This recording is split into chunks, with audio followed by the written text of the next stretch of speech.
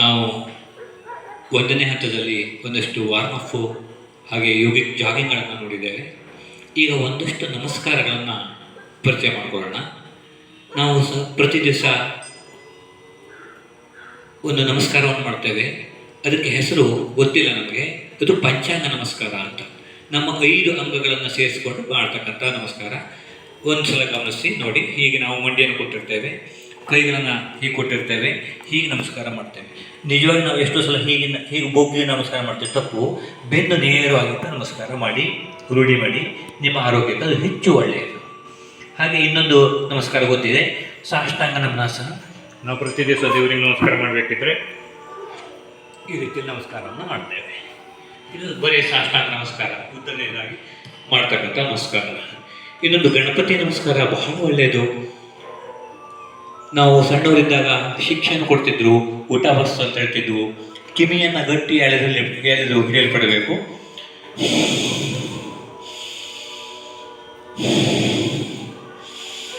ಇದು ಒಂದು ಶಾಸ್ತ್ರದಲ್ಲಿ ಮದುವೆ ಆದಂಥವರು ಉತ್ತರಕ್ಕೆ ತಿರುಗಿ ಮಾಡಬೇಕು, ಮದುವೆ ಆಗದಿದ್ದವರು ಪೂರ್ವಕ್ಕೆ ತಿರುಗಿ ಮಾಡಬೇಕು ಅಂತ ಒಂದು ಹೇಳಿಕೆ ಇದೆ.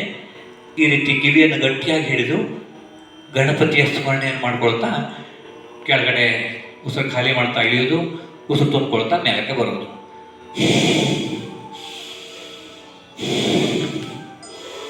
ಇದು ಗಣಪತಿ ನಮಸ್ಕಾರ. ಇದನ್ನು ಒಂದು 21 ಬಾರಿ ಮಾಡಿದರೆ ಬಹಳ ಒಳ್ಳೆಯದು. ನಿಮ್ಮ ಕಾಲುಗಳಿಗೆ, ಸೊಂಟದ ಭಾಗಕ್ಕೆ ವಿಶೇಷವಾದಂಥ ಬಲ ಬರ್ತಕ್ಕಂಥದ್ದು ನಿಮ್ಮ ಅನುಭವಕ್ಕೆ ಬರ್ತದೆ. ಈಗ ಸೂರ್ಯ ನಮಸ್ಕಾರ.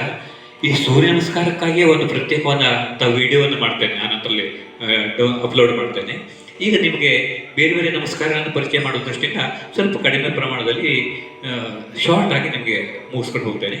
ಇದು ನಮಸ್ಕಾರ ಸ್ಥಿತಿ. ಉಸಿರು ಖಾಲಿ ಮಾಡ್ಕೊಂಡಿರ್ತೀರಿ. ಉಸಿರು ತುಂಬಿಕೊಳ್ತಾ ದೀರ್ಘವಾಗಿ ಉಸಿರನ್ನು ಎಳೆಯಲ್ಪಡಬೇಕು. ಸ್ವಲ್ಪ ದೇಹವನ್ನು ಹಿಂದಕ್ಕೆ ಹೀಗೆ ತೆಗೆದುಕೊಂಡು ಹೋಗಿ ನಿಲ್ಲಿಸಬೇಕು. ಅದೇ ಸ್ಥಿತಿ. ನಿಮ್ಮ 2 ಕೈಗಳು ಕಿವಿಗೆ ತಾಗಲ್ಪಟ್ಟಿರಬೇಕು. ಹಾಗೆ ಕೈಗಳು ನೇರ ಇರಬೇಕು. ಅಲ್ಲಿಂದ ಪಾದಹಸ್ತಾಸನ, ಬೆನ್ನು ನೇರ ಇಟ್ಟು ಬಗ್ಗೋದಕ್ಕೆ ಪ್ರಯತ್ನ ಮಾಡಿ. ಹಾಗೆ ನಿಮ್ಮ 2 ಕೈಗಳನ್ನು ಕಾಲಿನ ಪಕ್ಕದಲ್ಲಿ ಇಡೋದಕ್ಕೆ ಪ್ರಯತ್ನ ಮಾಡಿ. ಒಂದು ಕಾಲನ್ನು ಹಿಂದಕ್ಕಿಡ್ತೇವೆ, ಖುಷಿಯಿಂದ ಮಾಡಬೇಕು ಎಲ್ಲ ಇವುಗಳನ್ನು. ಇನ್ನೊಂದು ಕಾಲನ್ನು ಹಿಂದಕ್ಕಿಡ್ತೇವೆ. ಅಲ್ಲಿಂದ ಶಶಕಾಸನವನ್ನು ಮಾಡಿಕೊಂಡ್ರೆ ಬಹಳ ಒಳ್ಳೆಯದು.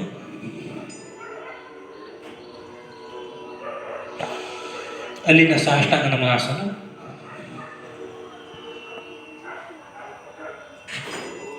ಭುಜಂಗಾಸನ, ಪರ್ವತಾಸನ. ಇಡೀ ಹಿಮ್ಮಡ ಸಹಿತ ಪಾದ ಪೂರ್ತಿ ನೆಲದ ಮೇಲೆ ಇರಬೇಕು. ಹುಕ್ಕಳನ್ನು ನೋಡೋದಕ್ಕೆ ಪ್ರಯತ್ನಿಸಿ.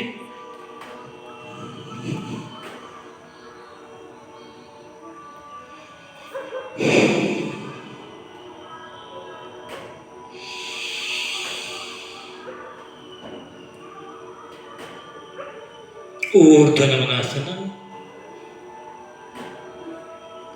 ನಮಸ್ಕಾರಾಸನ, ವಿಶ್ರಾಮ. ಈ ರೀತಿ ಒಂದು 10-12 ನಮಸ್ಕಾರಗಳನ್ನಾದರೂ ಮಾಡಿದರೆ ವಿಶೇಷ ಅನುಭವಗಳು, ಪ್ರಯೋಜನಗಳು ನಮಗೆ ಬರ್ತದೆ. ಇನ್ನೊಂದು ಚಂದ್ರ ನಮಸ್ಕಾರ. ಕೈ ಮುಗಿಯೋದು, ಕೈಗಳನ್ನು ಮೇಲಕ್ಕೆ ತೆಗೆದುಕೊಂಡು ಹೋಗೋದು. ಉಸಿರು ತುಂಬಿಕೊಂಡಿರ್ತೇವೆ, ಉಸಿರು ಖಾಲಿ ಮಾಡ್ತಾ ಒಂದು ಸೈಡ್ಗೆ ಪಕ್ಕಕ್ಕೆ ಈ ರೀತಿ ಬಾಗೋದು.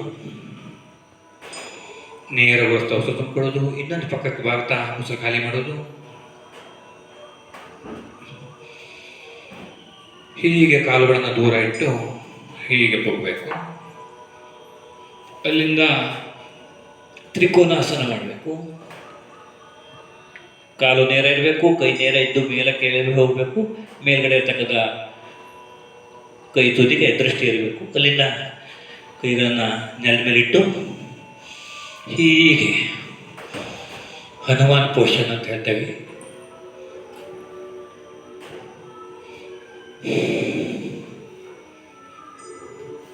ಇಚ್ಛೆ ಭಾಗಕ್ಕೆ ಬರಬೇಕು. ಕೈಗಳನ್ನು ಇಟ್ಕೊಳ್ಬೇಕು.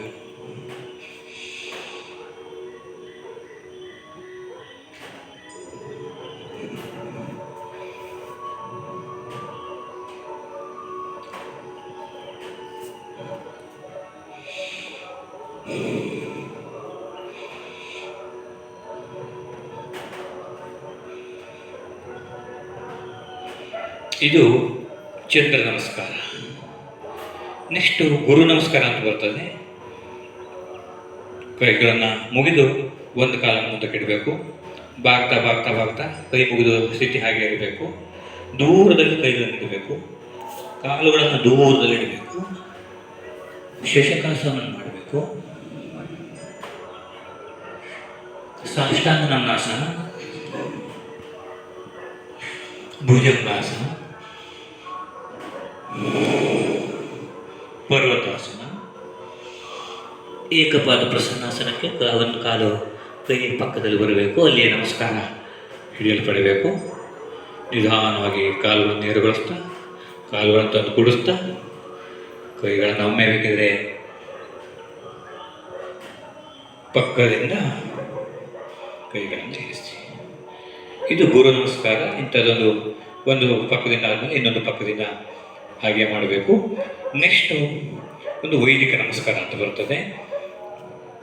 ಕೈ ಮುಗಿಯೋದು ಹೀಗೆ, ಇಲ್ಲಿಂದ ಜಂಪ್ ಮಾಡ್ತಾ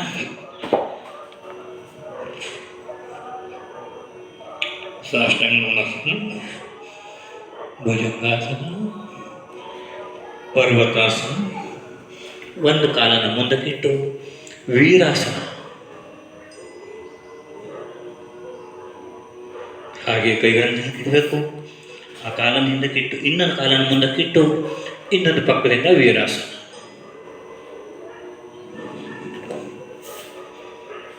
ಮತ್ತೆ ಪರ್ವತಾಸನ, ಅಲ್ಲಿಂದ ಜಂಪ್ ಮಾಡ್ತಾ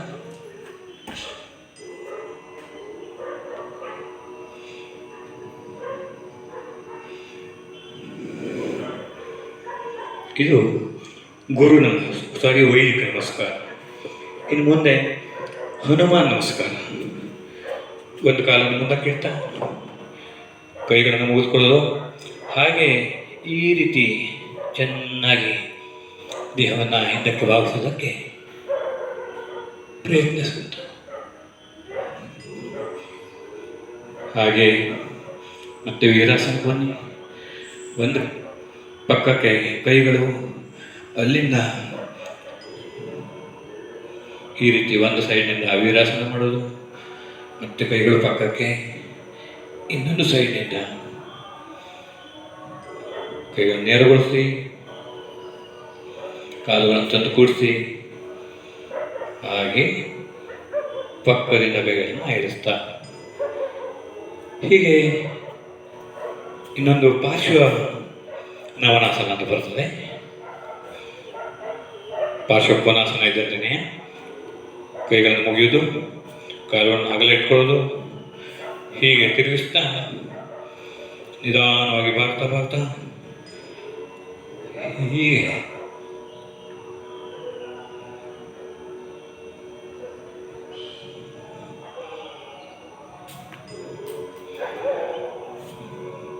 ಇನ್ನೊಂದು ಪಕ್ಕಕ್ಕೆ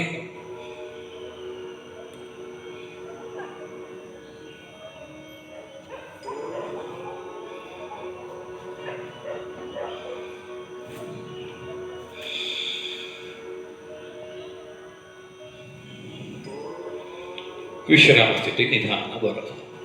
ಇದನ್ನು ನಮ್ಮ ಹತ್ರ ಎಷ್ಟೆಷ್ಟು ಸಾಧ್ಯವೋ ಅಷ್ಟು ಹೆಚ್ಚೆಚ್ಚು ಮಾಡೋದ್ರಿಂದ ಇಡೀ ನಮ್ಮ ದೇಹ ಸದೃಢಗೊಳ್ಳುತ್ತದೆ, ದೈವಿ ಅನುಗ್ರಹ ಆಗುತ್ತದೆ. ಹೇಳೋದ್ರ ಜೊತೆಗೆ ಇದನ್ನು ಪ್ರತಿನಿತ್ಯ ನಾನು ಒಂದಷ್ಟು ಸಂಖ್ಯೆಯಲ್ಲಿ ಮಾಡಲೇಬೇಕು ಅಂತಕ್ಕಂಥ ಬದ್ಧತೆಗೊಳಗಾದರೆ ಅದನ್ನು ನಿರಂತರವಾಗಿ ಮುಂದುವರಿಸ್ಕೊಂಡು ಹೋಗೋದಕ್ಕೆ ಸಾಧ್ಯ ಆಗುತ್ತದೆ. ನಿಮ್ಮ ಆರೋಗ್ಯ ಉತ್ತಮ ಆಗೋದಕ್ಕೆ ಇದು ಅತ್ಯಂತ ಸಹಾಯಕಾರಿ ಅಂತ ಹೇಳ್ತಾ ಮುಂದಿನ ವಿಡಿಯೋದಲ್ಲಿ ಒಂದಷ್ಟು ಆಸನವನ್ನು ಕಾಣಿಸೋ ಪ್ರಯತ್ನ ಮಾಡೋಣ ಹೇಳ್ತಾ ಈ ವಿಡಿಯೋವನ್ನು ಒಂದು ಹಂತದಲ್ಲಿ 2ನೇ ವಿಡಿಯೋನ ಮುಗಿಸ್ತಾ ಇದ್ದೇವೆ.